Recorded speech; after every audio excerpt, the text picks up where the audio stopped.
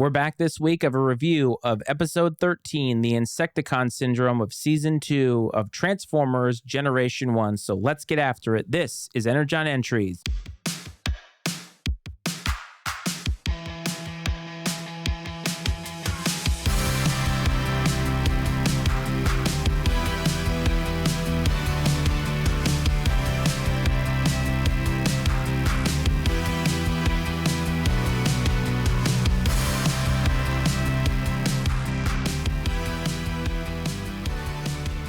Welcome back to Energon Entries, everybody. As always, this is your host, Matt Freites. I hope that this finds you well. I want to thank you for tuning in. I hope you enjoyed episode 12's recap last week, The Master Builders. It was an interesting episode with some character development. Hopefully, we follow that up in episode 13 with a little bit of character development. But with that, let's get to the episode recap. The episode begins with Park Ranger Jeff calling for help after discovering trees that appear to have been chewed on by something large. Spike, Hound, Beachcomber, and Bumblebee respond, and Beachcomber identifies the culprits as the Insecticons. Meanwhile, the Insecticons, still hungry, decide to feast on redwoods, leading to a confrontation with the Autobots. The Autobots narrowly avoid being crushed by a log thanks to Hound's holograms, but soon learn of Megatron's plan to attack Iron Mountain. The Decepticons and Insecticons attack the Nova power plant, causing the Insecticons to grow massive sizes after consuming the energy from the power core. The Autobots, with an antidote developed by Ratchet and Wheeljack, race to stop the Insecticons from exploding and destroying everything around them. The episode ends with Spike successfully administering the antidote to Shrapnel, who still explodes, but Bombshell reassembles him, and the Insecticons flee with the Decepticons in pursuit. This episode starts out with the chase scene music that usually you hear played in a fight in this show, and it's kind of exciting start. You think, okay, how are things going to happen? And when it starts, you see the Autobots, Hound, Bumblebee, Beachcomber kind of come running in. And speaking of Beachcomber, we have a new Autobot alert right off the bat. They don't actually say what his name is right away, but he is a dune buggy. He appears to be a scientist because he's sort of analyzing these trees. It seems like he's looking at the molecular structure of them in some way. And he definitely plays into the whole surfer dude vibe, like by his name, Beachcomber. He's a dune buggy. Even his eyes kind of look like sunglasses. The way that he talks is very like chill, like, yeah. And I feel like that's what happens with a lot of these new Autobots where they kind of get their own personality. So Beachcomber definitely has some personality. Hopefully we'll see more as this episode progresses. But the Insecticons are back, and they're always hungry. Honestly, I don't know if anybody else can relate, but I can relate. Now, I've been trying to curb that a little bit. I've been losing some weight, exercising more. But I'll tell you what, when you're hungry, or when you're hangry, you're just friggin' hangry. And they've been eating pine trees, and those don't seem to satiate them, so they're going to go after the redwoods. I guess those would have a little bit more. Now, they do make a comment here that the trees are full of energon, and it makes you wonder if the Insecticons know this. Why haven't the Decepticons been using those trees to their advantage? Because the entirety of this show is them actually trying to get energon. So if they could just wipe out the entire forest of the entire Earth, it seems like they could get all the energy that they need in spades, take over Cybertron, and be done with it. During all of this, you see the 80s cell phone, and this kind of made me laugh a little bit because at my age, I'm 41 years old, I remember when cell phones became smaller.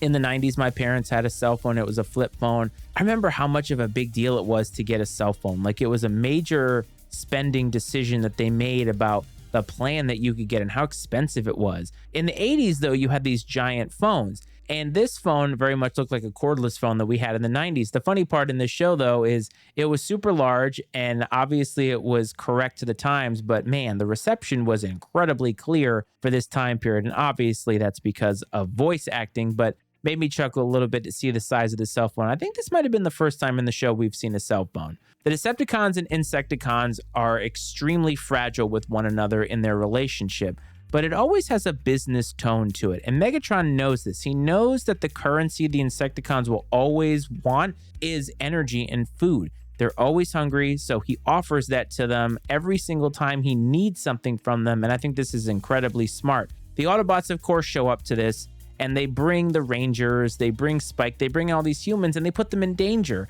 And so, of course, they get there. Beachcomber has already told them the Insecticons are the reason why these trees are being knocked down, and of course, they get into this fight. So during this fight, they have to flee, and they do something that, in my opinion, didn't seem very smart at the time, and they ran toward the waterfall. So of course, they put themselves at a dead end. The Insecticons are there attacking them. Thankfully, though, Hound's holograms come in handy, and they fool the Insecticons and the Decepticons alike in thinking that the Autobots have fallen to their doom. Now, I wondered to myself if falling down a waterfall would actually kill Autobots. I mean, they're giant robots, so you think they could survive the fall.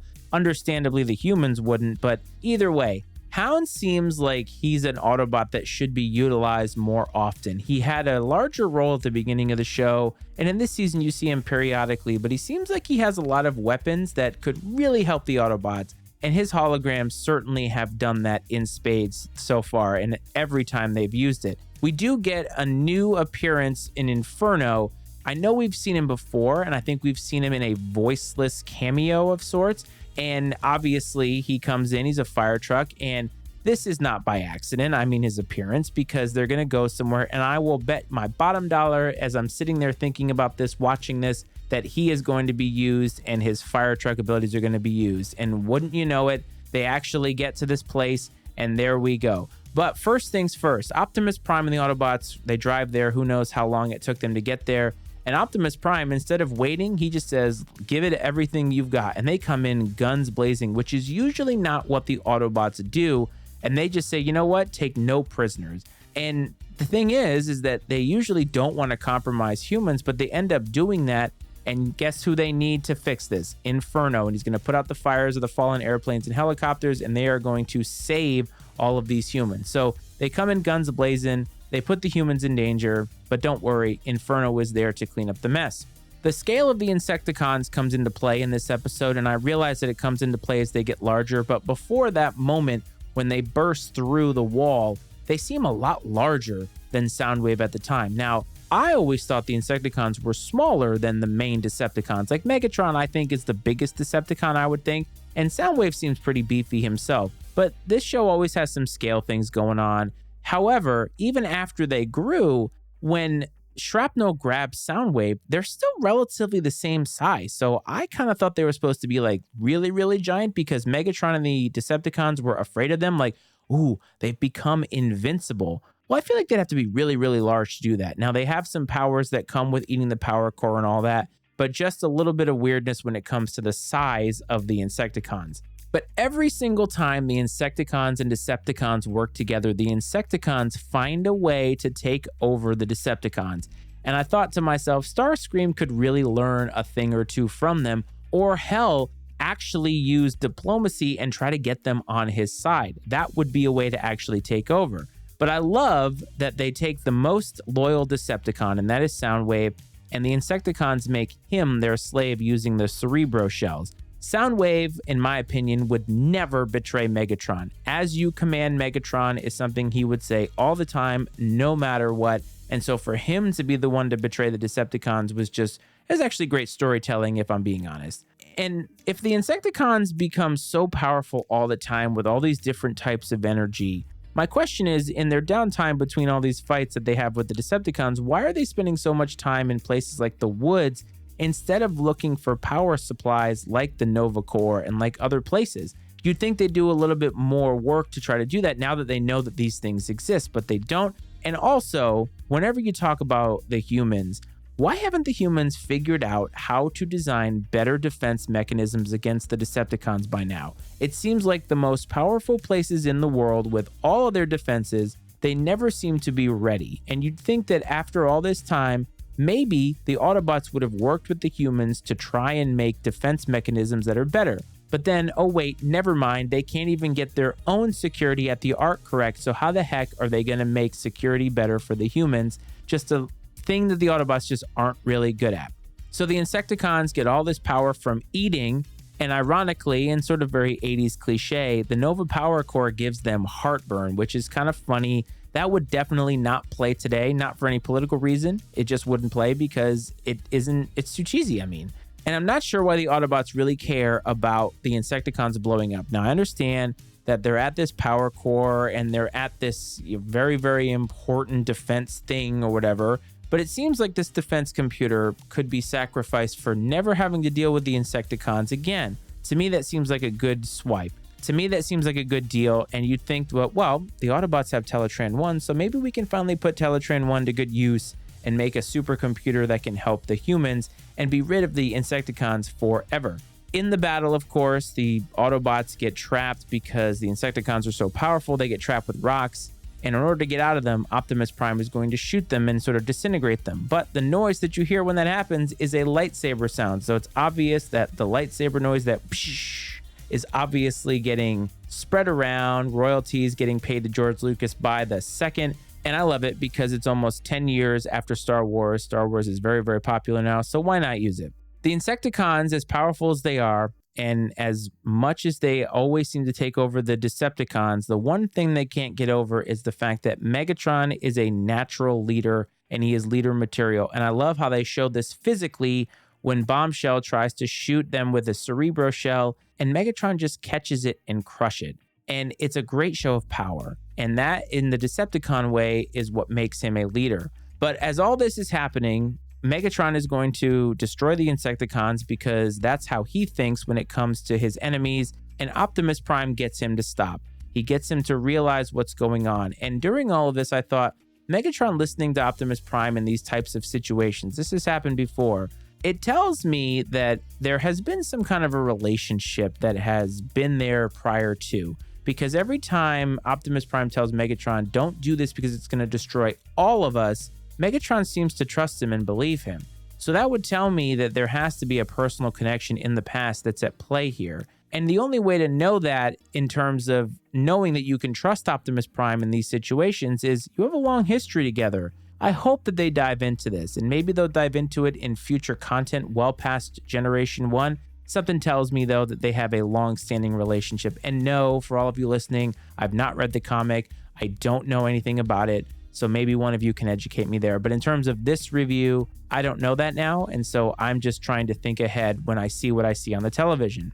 Optimus Prime, of course, is going to save the day. But I do have a question for you. How does inserting a test tube of some liquid end up being laser fire from Megatron's gun? I don't really understand that at all. Just one of those 80s things that just sort of, don't worry about it. Continuity be damned.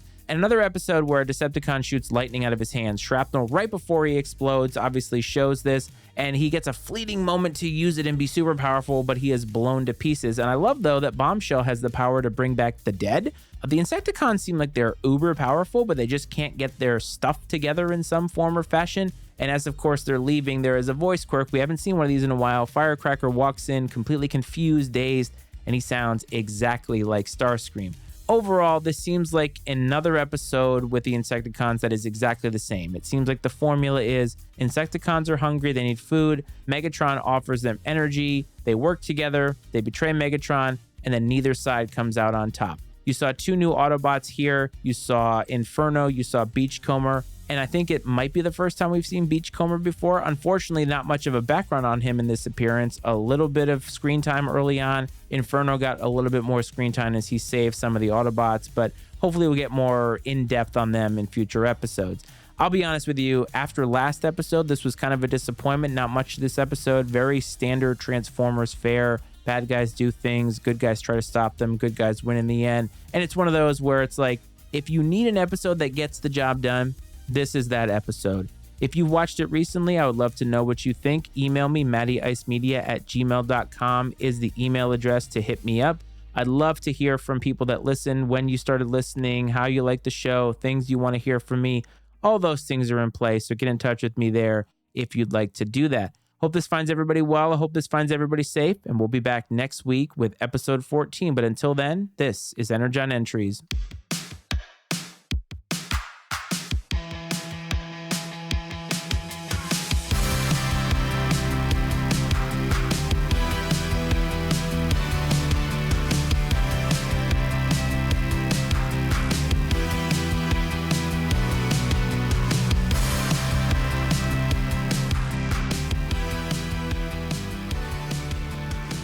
The opinions and viewpoints expressed on Energon Entries are those of Matt Freitz and his guests, and not necessarily those of the Matty Ice Media Network.